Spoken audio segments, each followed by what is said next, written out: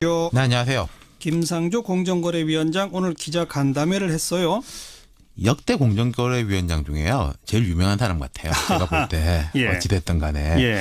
오늘도 마찬가지로 관심이 완전히 집중됐는데 인사청문회 공정거래 취임사에 이어가지고 막힘없는 모습이었습니다. 네. 질의응답도 뭐 질문이 떨어질 때까지 계속 받고요. 자, 오늘 주요 어떤 내용들이 이게 있었습니까? 지금 최근에 그 치킨 업체가 값을 올렸다가 도로 뭐 내리고 뭐 이런 소동이 그랬죠. 있었지 않습니까? 예. 뭐 제자리로 돌아오고 일부 업체들은 원래 가격보다 더 내리기도 하고 네. 김상조 효과 이런 명명도 나왔는데 김 위원장은 분명히 말씀드리지만은 공정위는 물가 관리 기관이 아니다. 시장에 개입하는 일은 없을 거다 이렇게 강조했어요. 네. 전 이 발언이 아주 재밌게 느껴졌던 게 칼을 안 뽑고도 칼을 뽑는 효과를 거둔다면은 그보다 더 좋은 게 어디 있겠습니까? 제일 좋은 거죠. 그렇죠. 뭐 말하자면 이제 김상조가 버티고 있는 것만으로도 효과가 있다는 거죠. 네. 제가 알기로 상당수 이제 큰 기업들이 이른바 김상조 체크리스트를 만들어가지고 자기 점검을 하고 있더라고요. 체크리스트까지. 예. 예. 김상조 위원장이 그간에 뭐 학자로서 이렇게 했던 이야기들에 맞춰가지고 이건 우리가 걸릴 것 같고 이건 좀 바로 잡아야 될 것 같고 미리미리 이제 손쓰고 있다는 거죠. 네. 뭐 갑질 논란, 일감 몰아주기 논란 이런 건 켜켜이 쌓인 문제고 보수 진보 할 거 없이 질타하던 문제였지 그렇죠. 않습니까? 그렇죠. 정치적으로 본다면요. 조금 정부가 세게 나가더라도 역효과는 별로 없을 그런 이슈들일 수 있죠. 역효과가 있는 게 아니라 오히려 박수가 국민들이 쏟아질 수 박수 있는 칠 거죠. 수 있는 정부의 예. 실적을 낼 수 있는 그런 거 아니겠습니까? 그러니까요. 예. 이게 지금 오늘 김 위원장이 밝힌 것 중에 주목받은 것은 45개 대기업 집단에 대해 내부 거래 실태 점검 결과를 토대로 법 위반 혐의가 있을 경우에는 직권 조사를 실시하겠다. 특정 재벌을 찍어서 몰아치기식으로 개혁은 하지 않겠다. 하지만 법 위반에 대해서는 단호하게 대응한다. 이런 원칙이었어. 그러니까 이런 접근인 것 같아요. 네. 흔히 이제 우리 이런 이야기도 하지 않습니까? 아니 왜 아들한테 재산 물려주냐. 근데 김상조 위원장의 접근 방법은 물려줘라. 법대로. 법대로. 그렇죠. 예. 근데 법대로 안 한다면은 제재할 수밖에 없다. 예. 우리가 뭐 물려주고 말고는 시장에서 세금 내고 법대로 하면 그걸 뭐라고 하겠냐. 네, 네. 이런 식의 이제 접근 방법이라는 거죠. 주로 아들한테 물려줄 때 제일 많이 써먹는 방법이 일감 몰아주기니까 그렇죠. 예. 그런 내부 거래 실태 점검을 하겠다. 네. 이거 법대로 해라. 맞습니다. 그렇게 하면 이거는 무슨 진보 보수 이념 공방이 아니게 되잖아요. 맞습니다. 근데 이게 과거 정부도 뭐 하기 싫어서 안 했겠습니까만은 이게 양면적인 게 있긴 있어요. 여론도 이게 시원하게 개혁하라 이러다가 또 경제가 좀 안 좋아지면은 또 이제 민심이 기어 편들고 이럴 때가 많았었거든요. 예. 보통 또 이제 총수가 사법 처리되고 이러면 항상 나오는 뉴스가 뭐 고용 투자 올스톱이다, 경영적 판단을 못 내린다 이런 식으로 거꾸로 압박을 하기도 했는데 요즘 분위기가 약간 달라진 게 예. 뭐 어떤 총수가 들어가 있어도 실적은 좋다. 오히려 그 주가가 오른다. 뭐 이런 보도들도 꽤 있거든요. 예, 예. 그러니까 결국 이제 공정거래위원회 목적 자체가 공정한 경쟁을 촉진시켜가지고 시장 경제를 잘 돌아가게 하자는 거잖아요. 그렇죠. 거기 이제 부합하게 하겠다라는 네. 건 것 같아요. 네. 경제를 죽이는 게 아니라 오히려 시장 경제 잘 돌아가게 한다. 네. 그리고 내부 거래 부분이라면 일단 뭐 하도급 관행, 뭐 네. 가맹점, 유통점, 대리점 이런 쪽으로 이게 쭉 가죠. 좀 전형적인 갑질 논란이 벌어지는 것이고 또 이런 쪽을 보면은 아예 대기업보다 좀 중견기업들이 더 갑질하는 경우들도 많거든요. 네. 뭐 치킨 업체 이런 거는 뭐 4대 재벌, 10대 재벌 이런 데는 좀 거리가 있는 거잖아요. 아니죠. 예, 거기에 오히려 감시망을 벗어나 있는 경우들이 있는데 이쪽에서부터 들여다본다는 것 같아요. 네. 그리고 또 이런 업종들이 고용 쪽으로 보면 특수고용직 문제. 비정규직인데 비정규직이 아닌 듯하고 법적으로는 아니 그 사람들 개인 사업자다. 예, 예. 뭐 택배기사 같은 분들 개인 사업자로 돼 있잖아요. 예. 그런 부분에 대해 가지고 이제 들여다보겠다는 거겠죠. 그리고 예. 이건 한두 기업의 문제가 아니라 아예 구조가 안 좋은 쪽 고착화돼 있는데 예. 김 위원장이 워낙에 전문성이 있으니까 기대가 높죠. 예.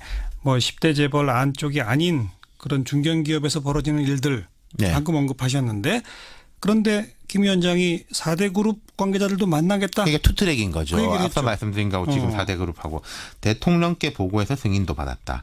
가능하면 이번 주 내에 대한상의가 초청하는 형식으로 4대 그룹과 정식 미팅을 시작할 것이다. 내가 먼저 만나고 네. 그다음에 뭐 경제부총리 대통령이 직접 기업인들과 만날 계기가 있을 것이다 이렇게 말했는데 이게 네. 재밌는 게요. 예. 역대로 새 정부를 출범하면 대통령이 만나요. 아니면 먼저 이제 물 밑에서 이제 좀 이제 실무진들이 만나기도 하는데 그건 대통령이 만나기 이전에 점검을 하기 위해서 만나는 거죠. 그럼 네. 보통 이야기 나오는 게 투자 확대. 뭐 앞으로 뭐 잘하겠다. 뭐 기업에 발목 잡지 않겠다. 그리고 예. 이제 뭐 악수하고 이런 모습들이 이제 많이 나왔지 않습니까? 그게 나쁘다는 건 아닌데 지금 보면은 공정거래위원장이면은 감시기구의 수장이잖아요. 그렇죠. 여기가 제일 먼저 만난다는 거죠. 전례가 없는 일이죠. 그렇죠. 이런 식으로 처음 또 공개적으로 만나는 것은 전례가 없다는 거죠. 예. 근데 물론 이런 것도 있을 겁니다. 거꾸로 보여주기 식으로 돼도 안 좋다는 거죠. 그게 무슨 앞서 말하는 과거 정부에서는 아유 우리 뭐 잘해봅시다 이런 식 세리머니인데 거꾸로 보여주기 식이면은 뭐 탈탈 털겠다. 뭐 이제 줄이를 틀겠다. 뭐 김 위원장이 이제 그렇게 하진 않을 거라고 생각합니다만은 또 그런 예. 식으로 이제 가도 별로다. 그러니까 김 위원장이 오늘 이야기한 게 예. 기업들 스스로가 자발적으로 모범 사례를 만드는 포지티브 캠페인 방식으로 재벌 개혁을 추진하고자 한다. 그것이 바로 합리적이고 신중하며 지속 가능하고 후퇴 없는 방식이라 생각한다. 예. 표현을 했어요. 정부가 나서기 전에 기업이 자발적으로 바꾸는. 그렇죠. 네. 그러니까 이게 좀 모범적인 관행이 정착됐으면 좋겠고 앞서 제가 체크리스트 말씀드렸지 않습니까? 좀 준비하는 데가 있는 것 같아요. 네. 김상조 공정거래위원장 그러니까 알아서들 잘 하십시오. 그렇죠. 수고하셨습니다. 네.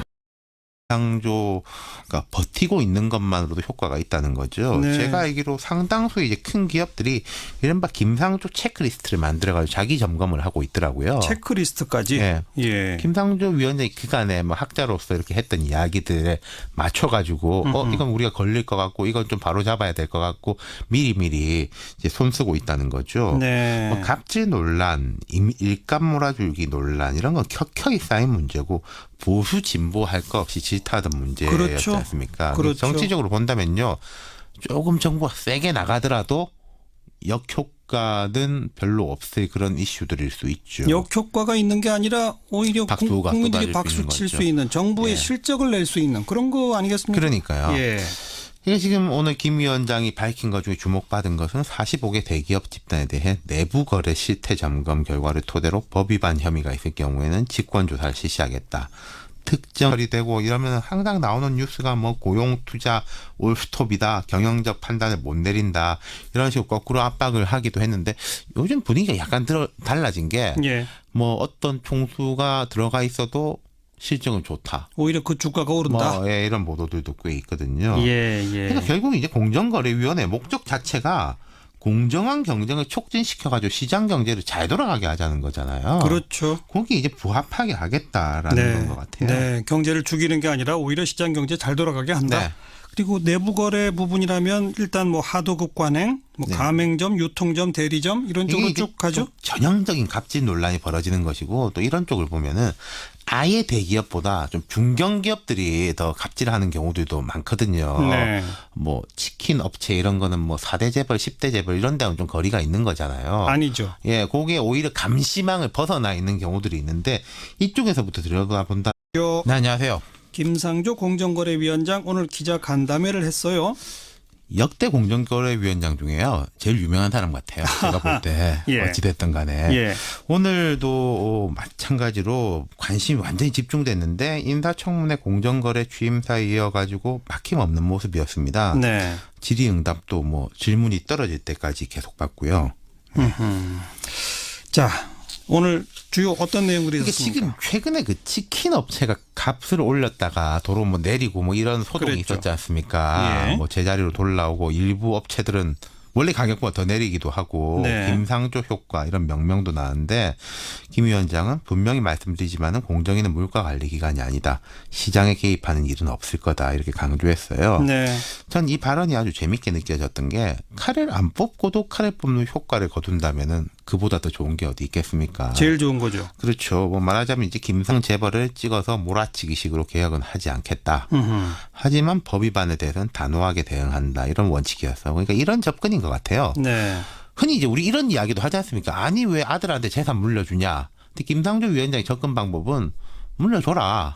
법대로. 법대로. 그렇죠. 예. 근데 법대로 안 한다면은 제재할 수밖에 없다. 예. 우리가 뭐 물려주고 말고는 시장에서 세금 내고 법대로 하면 그걸 뭐라고 하겠냐. 네, 네. 이런 식의 이제 접근 방법이라는 거죠. 주로 아들한테 물려줄 때 제일 많이 써먹는 방법이 일감 몰아주기니까 그렇죠. 예. 그런 내부 거래 실태 점검을 하겠다. 네. 이거 법대로 해라. 맞습니다. 그렇게 하면 이거는 무슨 진보 보수 이념 공방이 아니게 되잖아요. 맞습니다. 근데 이게 과거 정부도 뭐 하기 싫어서 안 했겠습니까만은 이게 양면적인 게 있긴 있어요. 여론도 이게 시원하게 개혁하라 이러다가 또 경제가 좀 안 좋아지면은 또 이제 민심이 기업 편들고 이럴 때가 많았었거든요. 예. 보통 또 이제 총수가 사법처인 것 같아요. 네. 그리고 또 이런 업종들이 고용 쪽으로 보면 특수고용직 문제.